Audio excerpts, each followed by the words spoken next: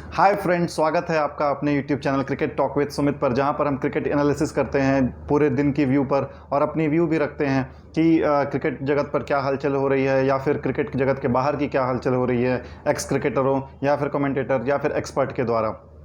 तो उसी सिलसिले में हम आज अपना ये एपिसोड शुरू करते हैं, जहां पर आज एक ज़बरदस्त क्रिकेट खेला गया पाकिस्तान की तरफ से और एक great advertisement of world test cricket था ये। जिस जिस जब तक मतलब 5 दिन तक पता नहीं था कि कौन टीम जीतेगी। कभी श्रीलंका ऊपर होती थी, कभी पाकिस्तान ऊपर होती थी, लेकिन आज डिसाइडिंग डे पर, 5th डे पर पाकिस्तान ने ज़बरदस्त क्रिकेट का प्रदर्शन किया और अपने वर्ल्ड क्रिकेट पे एक छाप छोड़ी है कि जो आज तक कारनामा वो नहीं कर पाए थे, वो कारनामा उन्होंने किया। 300+ रन चेस किया श्रीलंका के सॉइल पर और वर्ल्ड क्रिकेट को ये बता दिया कि आप हमें भी अब सीरियस ले लें। क्योंकि मैं पिछले 2-3 सालों से देख रहा था फ्रेंड्स कि जो भी पाकिस्तान टूर करती थी कोई भी कंट्री, तो वो अपनी बी टीम सी टीम भेज देती थी। तो इससे वर्ल्ड क्रिकेट में टेस्ट की या फिर ओडीआई की अच्छी एडवर्टीजमेंट नहीं हो सकती कि अगर आप अपनी बी स्ट्रिंग टीम या सी स्ट्रिंग टीम उस किसी भी कंट्री पर भेजेंगे। तो जैसा आप देख सकते हैं कि जिम्बाब्वे का भी इंडिया में टूर है, तो इंडिया अपनी बी टीम सी टीम भेज रही है वहां पे, तो वो चलेगा क्योंकि उसी का लेवल का है प्लेयर। लेकिन पाकिस्तान ये डिजर्व नहीं करता है। मैं कभी भी मतलब मैं इस फेवर में कभी भी नहीं हूं, दो although I am an Indian and I am from India, but still world cricket को अगर अगर पाकिस्तान अगर वर्ल्ड क्रिकेट पे अच्छा परफॉर्मेंस करेगा तो कोई भी कंट्री मजबूर होगी अपनी ए टीम भेजने के लिए। सेम ऑस्ट्रेलिया ने किया ये चीज़ टेस्ट मैच में कि वो अपनी बी टीम ना भेज करके ए टीम भेजी। 2 टेस्ट मैच वहां पे ड्रॉ हुए, भले ही किसी भी रीज़न से ड्रॉ हुए कि पिच अच्छी नहीं थी और पिच अनुकूल नहीं थी ना बॉलिंग के लिए ना सीमर्स के लिए ना बेस बॉलर के लिए। और 3rd टेस्ट में जाकर के डिसाइड हुआ कि कौन टीम बेहतर है और कौन टीम जीत रही है। तो आज के दिन जब शुरू हुआ तो मोहम्मद रिजवान और आपके आबिद अली बोल रहा हूँ मैं, अब्दुल्ला शफीक जो लास्ट डे के सेंचुरियन थे, नॉट आउट गए थे, उन्होंने शुरुआत की और मोहम्मद रिजवान ने अपने नेचर के साथ खेलते हुए एक ताबड़तोड़ 40 रनों की पारी खेली और पूरा मोमेंटम वहां से बिगाड़ दिया श्रीलंका का। जो 120 का टारगेट था वो धीरे धीरे 80, 60, 70s में आना चालू हो गया। तो वहां से प्रेशर एक अलग लेवल का बनना चालू हो जाता है। आप कभी भी देखेंगे कि अगर 100 रन के प्लस का है तो जो बॉलिंग टीम है वो पूरी जान लगाती है। जहां 100 से माइनस का स्कोर आता है, उनकी एनर्जी लेवल, उनका कंसंट्रेशन लेवल, उनका फोकस सब धीरे धीरे चलता चला जाता है और वो कुछ अलग ट्राई करने के चक्कर में ऐसे ऐसे लूज बॉल्स दे देते हैं जिसमें स्कोर करना बहुत आसान होता है। तो इसमें मैं रिजवान का बहुत ही अच्छा वो बोलूँगा कि उन्होंने बहुत ही पॉजिटिव क्रिकेट खेली और बॉक डाउन नहीं हुए। ये नहीं देखा कि 5th डे है या क्या है, वो अपना नेचुरल स्ट्रोक खेलते गए। उन्होंने अपने नेचुरल गेम पे रिलाई किया और जब नेचुरल गेम पे बंदा रिलाई करता है तो believe me 9 out of the 10 times वो कुछ अलग ही करेगा।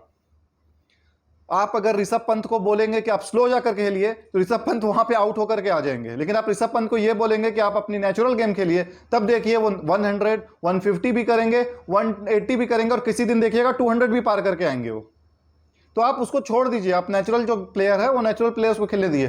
तो यहाँ पे जब मोहम्मद रिजवान जब आउट हुए आपके जयसूर्या के गेंद पर, तो वहां पर फिर सलमान अली आगा को भेजा गया, मोहम्मद नवाज से एक स्टेप ऊपर उनको भेजा गया कि वो रन रेट थोड़ा सा तेज खेलते हैं तो इसलिए उनको भेज दिया गया कि आप रन रेट को कम ना होने दिया जाए। उसके बाद सलमान अली आगा ने भी 12 रनों की पारी खेली और टीम को और थोड़ा करीब लेकर के गए। लेकिन वहां पे 2 इंसिडेंट्स हो गए कि सलमान अली आगा और आपके उसके बाद जब वो आउट हुए तो हसन अली को प्रमोट किया गया कि आप मतलब हसन अली के साइड से अगर 20-30 रन आ जाते हैं तो वो बहुत बड़ा बोनस होगा पाकिस्तान के लिए। और वो एक अटैकिंग बैट्समैन है और उनका विकेट चला भी जाता है तो कोई उतना गम नहीं होता है कि हाँ वो एज ए बैट्समैन नहीं एज ए बॉलर खेल रहे हैं।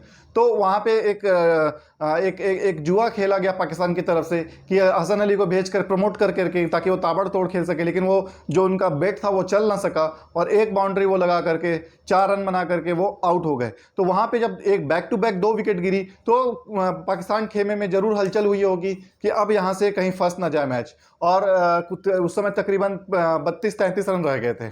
उसके बाद फिर आपके मोहम्मद नवाज बैटिंग करने के आए जो कि बहुत ही अच्छा प्लेयर हैं और जब मोहम्मद नवाज बैटिंग करने के लिए आए तो एक समय पे ऐसा भी आया कि जब 18 रनों के आसपास पाकिस्तान को जीतने की ज़रूरत थी, तो वहाँ पर आपके शफीक अब्दुल्ला ने आपके रैश शॉट खेला और बॉल बिल्कुल लॉलीपॉप कैच आया और वो ड्रॉप कर दिया आपके कसुन रजीता ने, जो कि एक बहुत बड़ा फेवर गया।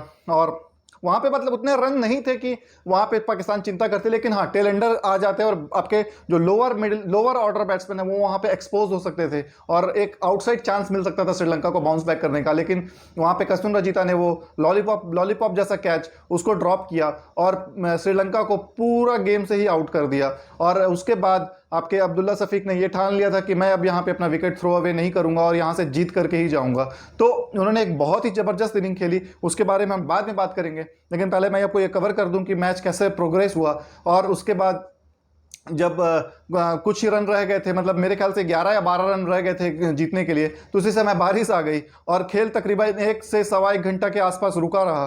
तो लोगों को भी लगा कि हो सकता है बारिश की वजह से आज पूरा दिन खराब हो जाए और सिर्फ 11 रन से पाकिस्तान ये मैच जीतने से वंचित रह जाए और ड्रॉ की ओर चला जाए।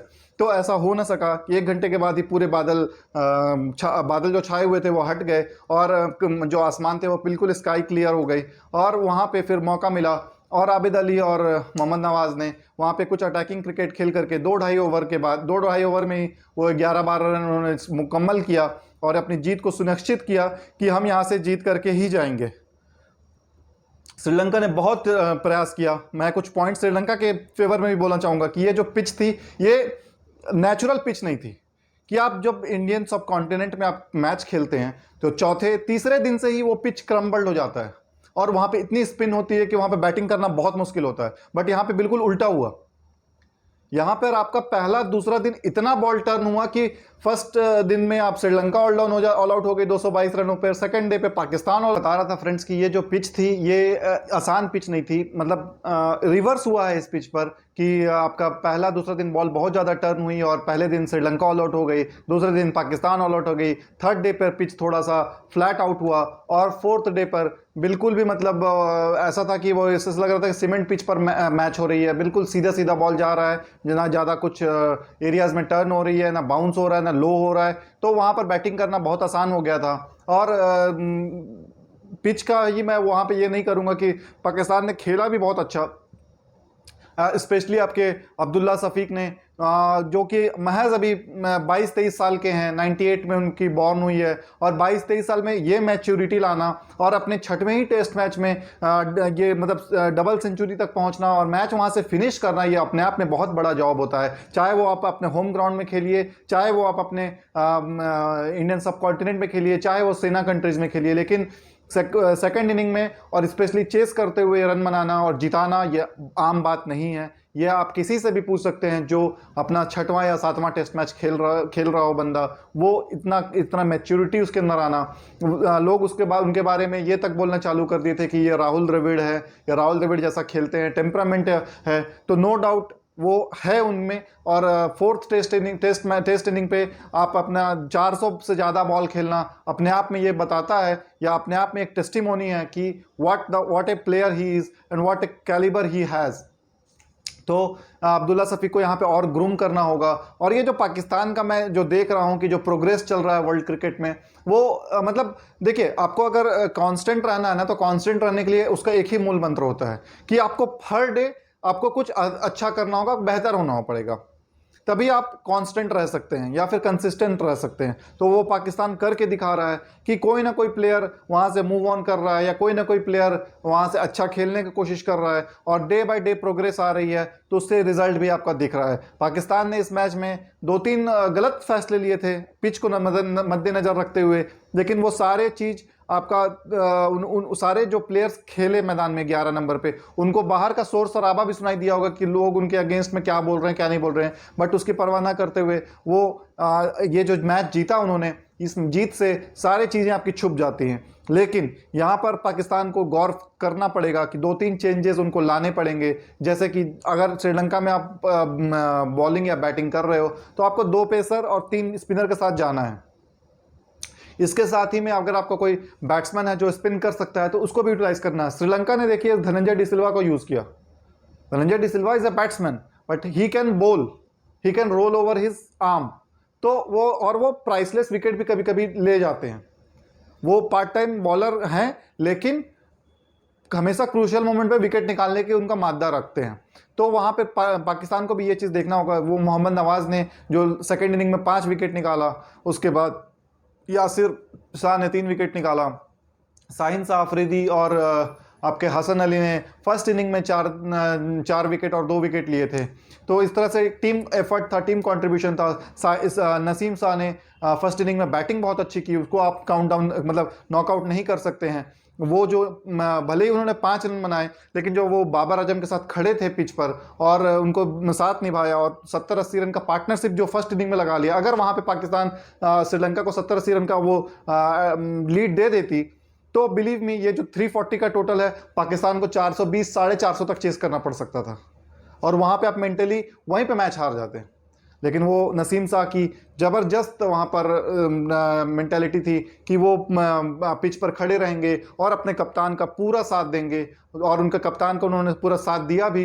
अंत में जो आउट हुए वो बाबर आजम ही हुए, नसीम शाह अपना विकेट थ्रो अवे नहीं करके गए। मैंने कल के वीडियो में भी कहा था कि जिस दिन आप ये आर्ट सीख जाते हैं ना कि अपने विकेट पे आप प्राइस टैग लगा के जाएंगे, ये प्राइस टैग का अगर आप लगाना सीख गए कि मैं अपना विकेट थ्रो अवे नहीं करूँगा। जैसे मुझे इंडियन टीम में ऐसे कुछ प्लेयर्स नज़र आते हैं जो अपने विकेट पे हेवी प्राइस टैग लगाते हैं, अपना आसानी से विकेट नहीं देते। उनमें है आपका जसप्रीत बुमराह हो गए, वो कुछ ना कुछ कंट्रीब्यूशन करेंगे ही। आपके मोहम्मद सामी हो गए, कुछ ना कुछ कंट्रीब्यूशन उनका नीचे से आएगा। भुवनेश्वर कुमार है, वैसे पहले हुआ करते थे टेस्ट मैच जब खेलते थे, तो वो अपना कुछ ना कुछ रन या कुछ ना कुछ कंट्रीब्यूशन करके जाएंगे। रविचंद्रन अश्विन है, जो ये नीचे टेल ऑर्डर के जो बैट्समैन के जो रन होते हैं ना, ये दिखते नहीं हैं, ये चुभते हैं। क्योंकि सामने वाला ये सोच लेता है कि अगर मैं स्टार्टिंग के 5 विकेट ले लेता हूं 100 रन पे 150 रन पे, तो मैं अगली टीम को 200, अगर 150 पे ले लिया है तो मैं 250 तक अगली टीम को ढाप दूंगा। अगर 250 तक ले लिया तो 200 रन तक उनको पूरा ऑल आउट कर दूंगा। लेकिन जो वो 250 से वो 250 पहुंच जाता है ना, तो वो रन चुभते भी हैं, और दूसरा फ्रस्ट्रेशन में आकर के जब वो बैटिंग करने आते हैं तो वो गलत शॉट, रैश शॉट या रैम शॉट खेलते हैं और वो आउट हो जाते हैं। तो यहाँ पर बहुत ही ज़बरदस्त इनिंग खेली अब्दुल्ला शफीक ने, मेक श्योर कराया। नसीम शाह ने, जब भी के बैट्समैन के कंट्रीब्यूशन थे, चाहे वो लोअर ऑर्डर हो, चाहे वो मिडिल ऑर्डर हो, चाहे वो टेलेंडर हो, चाहे वो ओपनर हो, सभी ने अपना कंट्रीब्यूशन दिया और मैच को आसानी से जीता। और इसके उपलक्ष्य में उन लोगों ने केक कटिंग सेरेमनी भी की। करना भी चाहिए, जब आप ऐसा उपलब्धि अचीव करते हो तो एक मेमोरेबल, एक टोकन होता है कि आपने ये चीज़ अचीव किया और आपको ये डिजर्विंग थे। रात जाएं, रात में अपना एंजॉय करें, पार्टी करें, नेक्स्ट डे पर वो आएँ और फिर से अपनी वो, क्योंकि सेकंड टेस्ट मैच भी इसी मैदान पर होना है, गॉल पे, जो शिफ्ट हो चुका है। श्रीलंका लॉजिस्टिक का जो खर्चा है या ट्रांसपोर्टेशन का जो खर्चा है वो नहीं उठा सकती हैं, और बहुत उसमें मशक्क़त करनी पड़ेगी। इसलिए श्रीलंका एंड पाकिस्तान बोर्ड ने ये डिसाइड किया कि सेकंड टेस्ट भी हम इसी ग्राउंड पे कराएंगे, जो कि 24 तारीख से होने वाला है। और वहाँ पर पाकिस्तान को एक अच्छा स्ट्रॉन्ग टीम सिलेक्शन करना होगा, 2-3 चेंजेस लाने होंगे ताकि वो ये टेस्ट मैच भी जीते और सीरीज़ 2-0 से नाम करें। इसके 2 एडवांटेज होंगे कि आप जो वर्ल्ड टेस्ट चैंपियनशिप है उसमें आपकी पॉइंट अच्छी होगी और आपकी रैंकिंग सुधरेगी, तो आप फाइनल में खेलने का आपको चांस मिलेगा।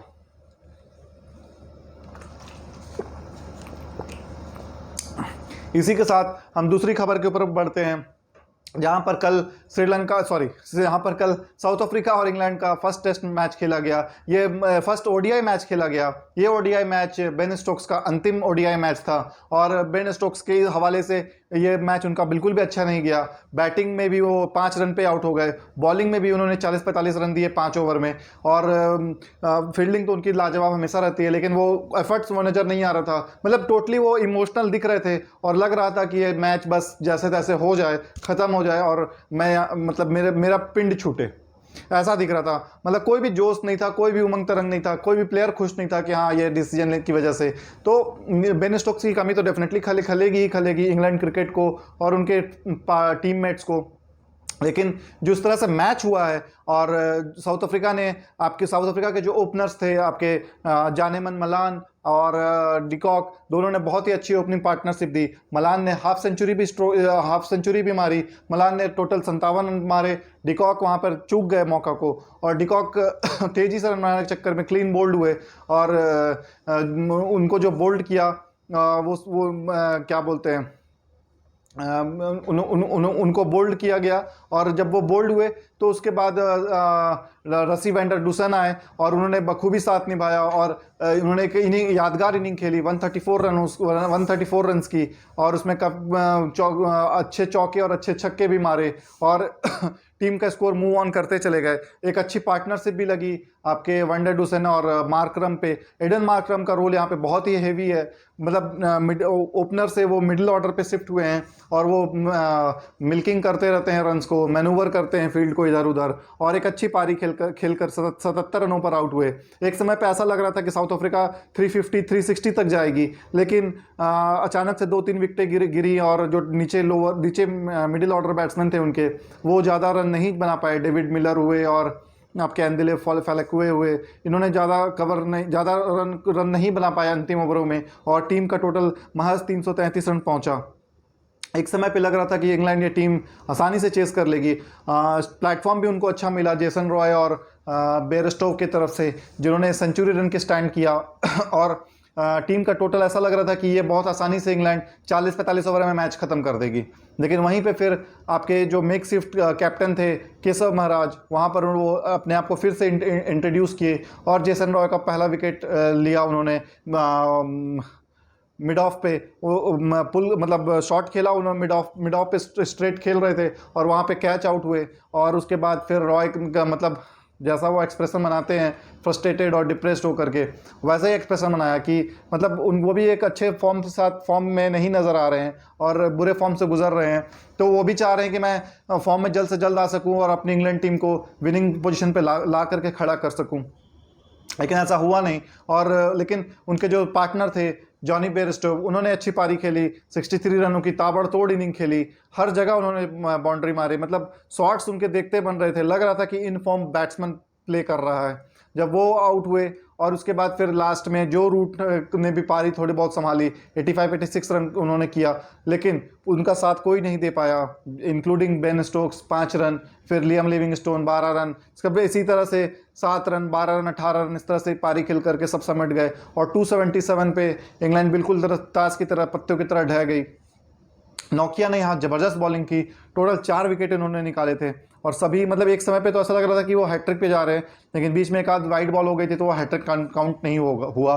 लेकिन बहुत ही ज़बरदस्त बॉलिंग की नोकिया ने, वापसी थी उनकी, दिखाया वर्ल्ड क्रिकेट में कि नोकिया की क्या स्ट्रेंथ है और क्या पावर है। रबाडा इस मैच में नहीं खेल रहे थे, उनकी कमी ज़रूर खल रही थी, लेकिन नोकिया के आने से बहुत ही अच्छा परफॉर्मेंस हुआ साउथ अफ्रीका का और पहला वनडे मैच वो ऑलमोस्ट 62 रनों से जीत लिया। 62 रन मार्जिन बहुत होता है इंग्लैंड जहाँ पे बैस बॉल क्रिकेट और ये, लेकिन मेरे को लग रहा था इंग्लैंड थोड़ा डाउन एंड आउट है और वो मतलब नहीं चाह रहे थे कि बेन स्टोक्स रिटायरमेंट हो, ऐसा लग रहा था कि ज़बरदस्ती रिटायरमेंट ले रहे हैं और परफॉर्मेंस सभी की उसमें वहाँ पे डाउन हुई और उसके साथ इंग्लैंड वो मैच हार गया और एक वो विदाई जो बेन स्टोक्स डिज़र्व करते थे वो उनको नहीं मिल पाई। तो जाते जाते आपके जो इंग्लैंड के कप्तान हैं जॉस बटलर, उन्होंने बेन स्टोक्स को once in a generation player घोषित किया है कि ऐसा प्लेयर बार बार नहीं आता है, कभी कभार आता है और वर्ल्ड क्रिकेट ही नहीं, इंग्लैंड क्रिकेट, उनके टीममेट्स, उनके फैंस, सारे लोग उनको मिस करेंगे। ऐसा प्लेयर जो तीनों 3 डायमेंशनल प्लेयर मैं बोलता हूँ, फील्डिंग, बॉलिंग, बैटिंग, ये तीनों पे वो अपना पकड़ रखते थे और कभी भी किसी को भी वो किसी भी फील्ड पे वो मैच जिता सकते थे। मैंने बेन स्टोक्स के ऐसे ऐसे कैचेस देखे हैं जो वर्ल्ड क्रिकेट में लेना बहुत नामुमकिन होता है। तो बेन स्टोक्स को सलाम है, मैं उनको यही विश करूंगा कि वो जिस भी फॉर्म में खेलें अपना 100% दें और अपनी टीम को, अपने नेशन को हमेशा अच्छा सर्व करते रहें। इसी सिलसिले में केविन पीटरसन ने एक बेतुका बयान दिया है कि 2012 में जब मैं रिटायरमेंट की बात कर रहा था ईसीबी से, तो ईसीबी को मैंने बताया था कि मैं वनडे क्रिकेट से संन्यास लूंगा और T20 क्रिकेट खेलता रहूंगा, लेकिन ईसीबी ने उनको मना कर दिया और कहा कि आपको अगर आप वनडे क्रिकेट छोड़ेंगे तो आपको T20 क्रिकेट से भी रिटायरमेंट लेना पड़ेगा। तो इसका कोई सेंस नहीं बनता है। अब ये सब बोल करके कोई फ़ायदा नहीं है यार, आपकी क्रिकेट चली गई है। आज आप जब क्रिकेट खेलते थे तो इतनी क्रिकेट नहीं होती थी। आज जो हालात हैं, आज मतलब आप खुद सोचिए, इंडिया से आपकी जो टेस्ट मैच और वनडे मतलब 2 दिन का गैप है और तीसरा आप फिर साउथ अफ्रीका के साथ मैच खेल रहे हैं। इंडिया अभी जस्ट इंग्लैंड से अपना फिनिश किया और 2 दिन के बाद फिर वो वेस्ट इंडीज के साथ मैच खेलेंगे। इतना कंपटीशन और इतना मतलब हाई लेवल का, और आप उम्मीद करते हैं कि 100% वो एफर्ट दे। तो आप सिर्फ बैट्समैन थे, वो ऑलराउंडर है, उसको बॉलिंग भी अपना कॉन्ट्रीब्यूशन करना है, तो वो कितना आप कर सकते थे। हर जगह का आप, हर जगह ये चोंच मारने वाली जो आदत होती है ना, मुझे को बहुत गंदी लगती है। Kevin Pietersen, no doubt he is a legend, he was a legend and he is still a legend, but ऐसे ऐसे बयान दे करके कि मेरा ये, आप अभी तक मतलब अपने आप को उस जगह से नहीं निकाल पाए हैं जो आप 2012-13 में आपको इंग्लैंड क्रिकेट ने आपको रुखसत कर दिया था। आप उस चीज को छोड़ दीजिए, अब आप आगे बढ़िए, मूव ऑन। इंग्लिश का एक वर्ड है मूव ऑन, बहुत सॉलिड है और बहुत तगड़ा वर्ड है। तो वहां से आपको देखना पड़ेगा आप अगला वो किस हालात। अब आप बोलोगे कि जोनाथन ट्रॉट ने वर्ल्ड क्रिकेट से संन्यास ले लिया, भाई उसके माइंड में क्या चल रहा है क्या नहीं चल रहा वो कोई नहीं कैलकुलेट कर सकता। आज तक कोई ऐसी इक्विपमेंट नहीं बनी, कोई मशीन नहीं बनी कि आपका माइंड का प्रेशर नाप सके। ब्लड प्रेशर आप नाप सकते हो, जो यहां पे स्ट्रेस पड़ रहा है उसको कैलकुलेट कोई नहीं कर सकता। तो उसी सिलसिले में जोनाथन ट्रॉट ने रिटायरमेंट लिया कि मैं अब क्रिकेट नहीं खेल सकता, मेरे को होम सिकनेस हो रही है, मैं घर से ज्यादा दूर नहीं रह सकता। तो किस सिलसिले में, किस हालात पे वो आदमी रिटायरमेंट लेता है, उसमें आप अपनी रोटियां सेक रहे हो। तो ये सब बयान को खारिज कर देना चाहिए। हाँ, अच्छी बयान हो, सुनने में भी मजा आता है। आपने क्या किया आपको नहीं पता है। आप साउथ अफ्रीकन हो और आपने साउथ अफ्रीका के क्रिकेट के साथ मतलब इंग्लैंड के न्यूज को पास किया है वहां पे। जब क्रिकेटर एक कंट्री से खेलता है तो वो एक कॉन्ट्रैक्ट में होता है कि मैं अपने कर्तव्य का निर्वहन सच्चे दिल से करूंगा, ईमानदारी रखूंगा, लेकिन आपने वो नहीं किया। उसके बाद भी ईसीबी ने आपको सस्पेंड नहीं किया, आपको मौका दिया खेलने का। आपको तो शुक्रगुजार होना चाहिए ईसीबी का कि हाँ भाई, मेरे को ये इतना कुछ होने के बाद भी, इतना मेरे अगेंस्ट में मैं हमेशा कंट्रोवर्सी फेवरेट चाइल्ड हुआ करता हूं, और उसके बाद भी ईसीबी मेरे को सपोर्ट करता है और मेरे को खिलाता था।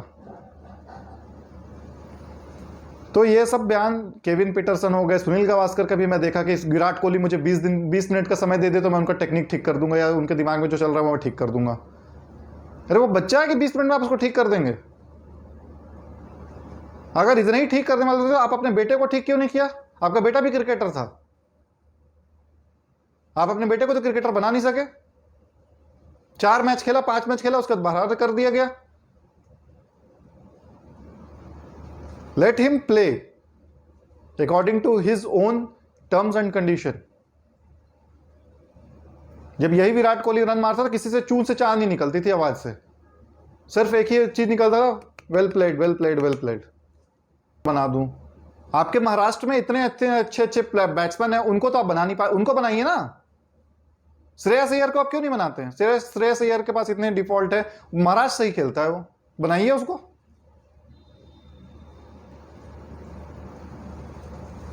तो ये सब बयान पे दोस्तों नहीं जाना चाहिए। जो खेल रहा है खेलने दीजिए। हाँ, आप अपने राय प्रतिक्रिया दे दीजिए कि हाँ मेरे साथ ऐसा गलत हुआ, मैं ये चीज़ मेरे साथ नहीं होना चाहिए, लेकिन किसी पे आप थोपना और किसी पे ये करना, ये गलत बात है। तो इस सब चीज़ का आपको खारिज करना चाहिए। उसके बाद ही आप नेक्स्ट न्यूज़ पे चलते हैं फ्रेंड्स, आपके एशिया कप के बारे में। एशिया कप अब लग रहा है फ्रेंड्स कि आपका यूएई में ही होने जा रहा है। जिस तरह से हालात श्रीलंका में हो रही है कि मुझे लग रहा है कि श्रीलंका आज नहीं तो कल एसीसी को अपना बता देगा कि हम ये टूर्नामेंट ऑर्गेनाइज नहीं कर सकते हैं और आप इसको मेक शिफ्ट करा दीजिए आइदर इन यूएई और इन एनी अदर कंट्री। तो अच्छा फैसला है, क्योंकि श्रीलंका क्रिकेट पाकिस्तान अभी उनके देश में आई हुई है और पाकिस्तान का वो लॉजिस्टिक का खर्चा नहीं उठा पा रहे हैं। मतलब जो सेकंड टेस्ट था वो कोलंबो में होना था, लेकिन वो कोलंबो से ना शिफ्ट करा करके वो बोल रहे हैं कि मैं गॉल में ही कराऊंगा जहां पहला टेस्ट मैच हुआ, क्योंकि हम लॉजिस्टिक का खर्चा और ये सब नहीं उठा सकते और बेमतलब का कॉस्ट हम क्यों करें और क्यों ना करें, ये चीज़ें हैं। दूसरा आपका श्रीलंका की जो प्रीमियर लीग है वो पोस्टपोन्ड हो गई है। तो ये सब देखते हुए लग रहा है कि श्रीलंका में होस्ट नहीं हो सकता। तो ये सब इवेंट जो है ये 2 साल में 3 साल में एक बार आती है एशिया कप। तो ये अच्छे लेवल पे, बड़े लेवल पे हो तो देखने वालों को भी मज़ा आए और खेलने वालों को भी मज़ा आए। तो यूएई में अगर होगा तो ये बहुत अच्छा है वर्ल्ड क्रिकेट के लिए, इंडियन क्रिकेट के लिए भी। और मुझे लगता है कि शाहीन शाह अफरीदी जो पाकिस्तान के दिग्गज बॉलर हैं वो शायद इंजर्ड हो गए हैं और सेकंड टेस्ट में भी नहीं खेलेंगे और मेरे ख्याल से एशिया कप से भी बाहर हो सकते हैं अगर वो टाइम पर रिकवर नहीं होते हैं तो। ये वर्ल्ड क्रिकेट के लिए, वर्ल्ड क्रिकेट के तो नहीं, पाकिस्तान क्रिकेट के लिए बहुत ही बड़ा वो है, और इंडियन क्रिकेट के लिए भी बहुत बड़ा, क्योंकि इंडियन क्रिकेट वो मुकाबला देखना चाहती थी। विराट कोहली शाहिन अफरीदी, विराट कोहली रोहित शर्मा का, या विराट कोहली केएल राहुल का, क्योंकि जो पिछले बार T20 वर्ल्ड कप में पाकिस्तान ने इंडिया को हराया था उसका बदला वो लेंगे, और अब होगा कि शाहिन अफरीदी हमारे मेन बॉलर नहीं थे तो इंडिया ने हरा दिया। मैं ये कतई नहीं चाहूँगा, फुल स्ट्रेंथ खेले और उसके बाद हराए, तब मज़ा आएगा, जैसा हम लोगों ने ऑस्ट्रेलिया के साथ किया था। जब हम फर्स्ट टाइम ऑस्ट्रेलिया को 2018 में टेस्ट मैच हरा के आए थे तो यही बोला गया था कि हमारे पास डेविड वार्नर नहीं थे, हमारे पास स्टीव स्मिथ नहीं खेल रहे थे, हमारी फुल स्ट्रेंथ नहीं थी, हमारे ये वीकनेस था, वो वीकनेस था, कैप्टन हमारा मेक शिफ्ट था। जब 2020-21 में फिर से इंडिया ने ऑस्ट्रेलिया को हराया उन्हीं के देश में, तो उनके सारे प्लेयर्स थे मौजूद, और वहाँ पे हराने का जब मज़ा आया वो आज भी वर्ल्ड क्रिकेट में ऋषभ पंत हुए या फिर इंडियन क्रिकेट, उस वो जो प्लेयर्स थे उनका नाम आज भी लिया जाता है इज्जत के साथ। तो मैं चाहूँगा कि शाहिन अफरीदी एशिया कप के लिए फिट हो जाएं और वो मुकाबला देखने को मिले, तब वो मज़ा आएगा। तब अगर वो वहाँ पर दोबारा उनको आउट करते हैं तब मैं मानूंगा कि हाँ, he is a great bowler. तो इसका हमें इंतज़ार रहेगा फ्रेंड्स, तो आप भी इंतज़ार करिए, हम भी इंतज़ार करते हैं और देखते हैं आगे क्या होता है। सेकंड टेस्ट मैच 24 तारीख से शुरू है, इसके बीच में शायद 24 तारीख या 25 तारीख से इंडिया वेस्ट इंडीज़ का भी मैच है, और आपका क्या बोलते हैं इंग्लैंड और साउथ अफ्रीका का भी सेकंड ODI होने वाला है। तो ये सारा क्रिकेट मसाला कहीं मत जाइए, आपको इसी चैनल पे मिलेगा, और सारे खबर को हम पकड़ेंगे और सारे खबर को हम एक्सपोज और रिपोर्ट और एनालिसिस करेंगे। तो इसी के साथ बने रहिएगा हमारे साथ, चैनल के साथ। जय हिंद दोस्तों, शुक्रिया।